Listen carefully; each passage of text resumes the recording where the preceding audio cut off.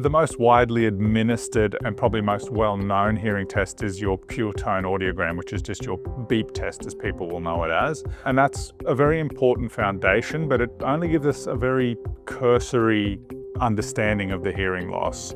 So it's really important that when you have a hearing test, we do a far more comprehensive assessment, which includes a multitude of tests, including a lot of speech testing, because we don't talk to people in beeps and bops. We use language.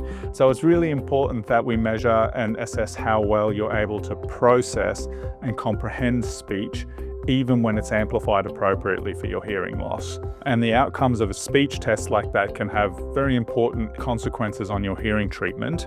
They help us tailor our recommendations, what type of hearing aid you need. They help us establish realistic outcomes so that we're not promising the world to people for whom that's not achievable.